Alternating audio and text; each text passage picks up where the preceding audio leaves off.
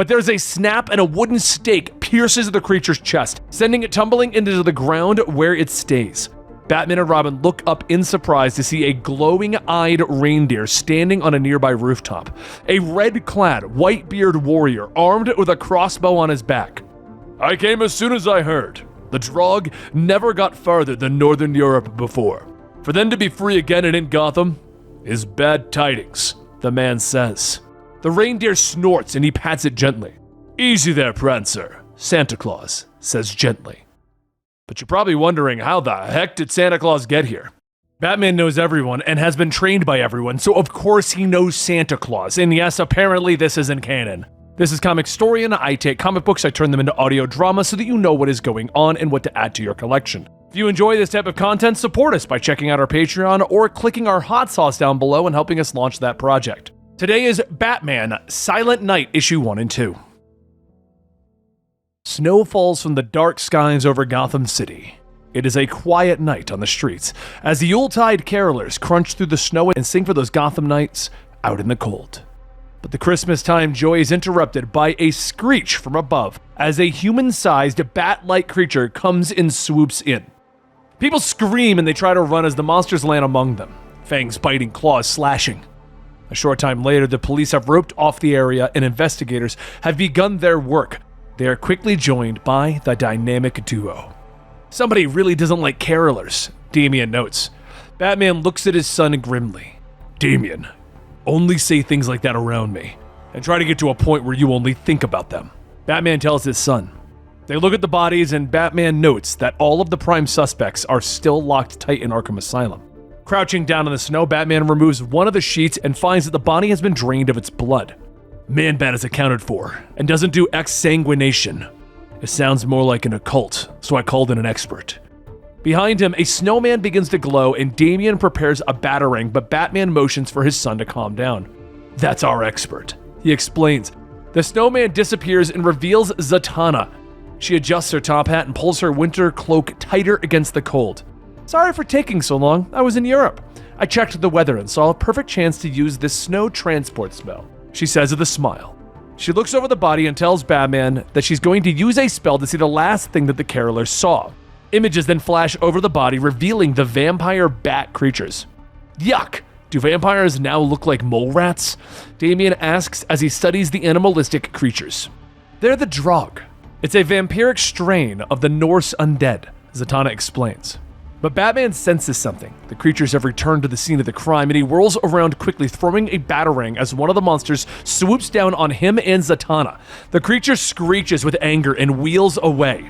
But behind them, Batman hears a startled cry from his son. He turns to find Damian in the clutches of another of the monsters, and it's carrying him away. "Robin, stretch your legs!" Batman shouts, rushing forward, grabbing Robin's legs. It pulls him out of the monster's grasp, and the pair land lightly on the ground, looking up, watching as the Drog circles back towards them. "This one isn't running like its friend did," Robin notes. But there's a snap and a wooden stake pierces the creature's chest, sending it tumbling into the ground where it stays. Batman and Robin look up in surprise to see a glowing-eyed reindeer standing on a nearby rooftop. A red-clad, white-bearded warrior armed with a crossbow on his back. "I came as soon as I heard. The Drog never got farther than Northern Europe before. For them to be free again and in Gotham is bad tidings," the man says. The reindeer snorts and he pats it gently. "Easy there, Prancer," Santa Claus says gently. Zatanna looks at him in surprise. "Oh wow, it's really him," she whispers, but Batman actually doesn't seem surprised.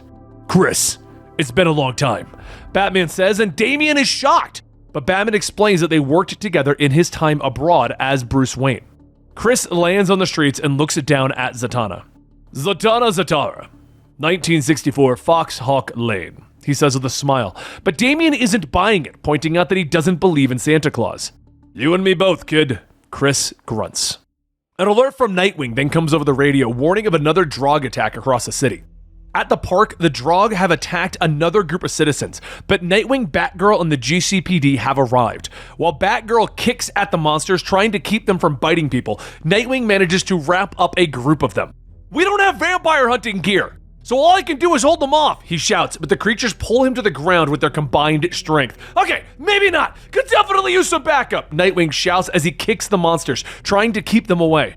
But then he looks up in surprise as the creatures are suddenly impaled on the antlers of a giant reindeer. Got your message, Dick Grayson. 1007 Mountain Drive, Chris says with a smile.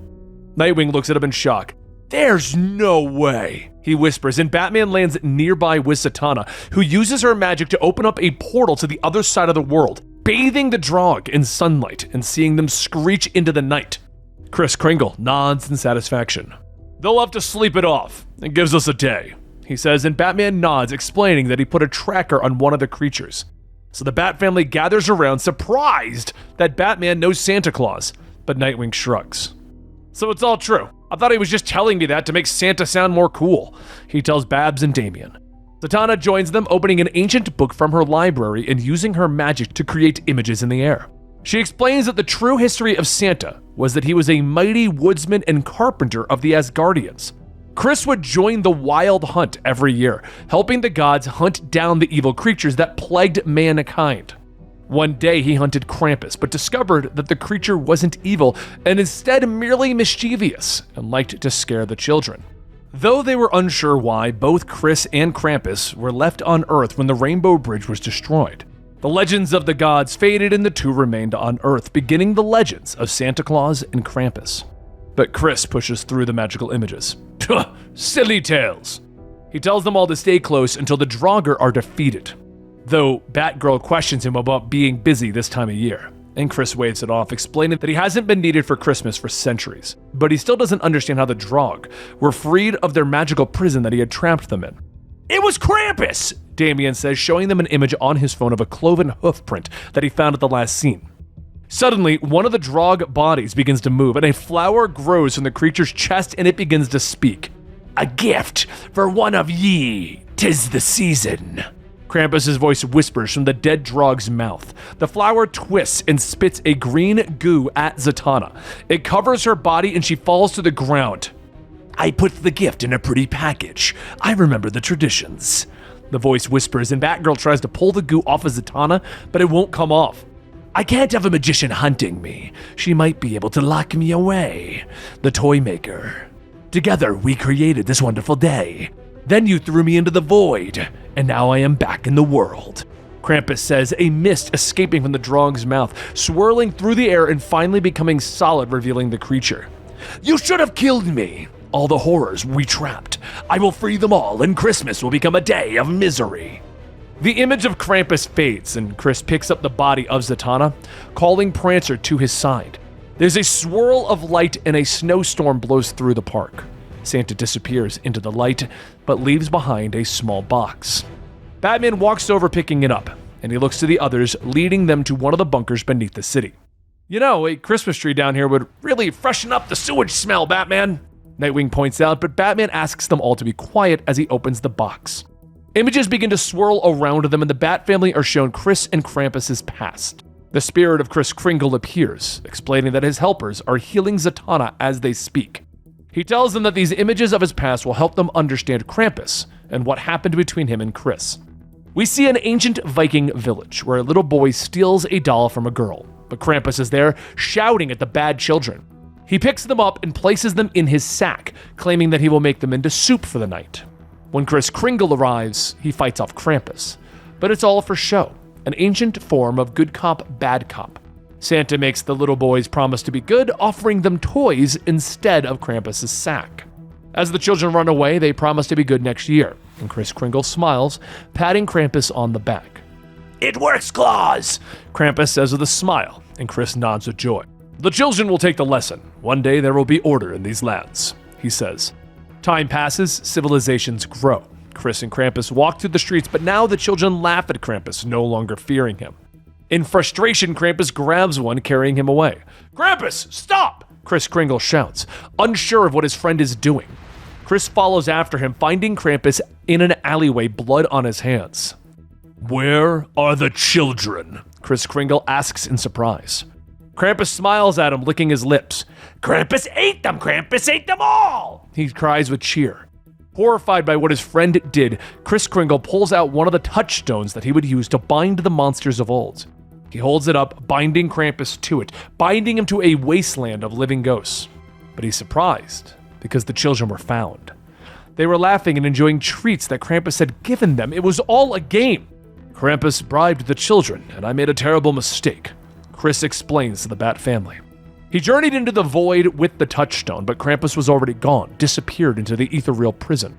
I searched for years among the outcasts, but I never heard Krampus's wild laugh again.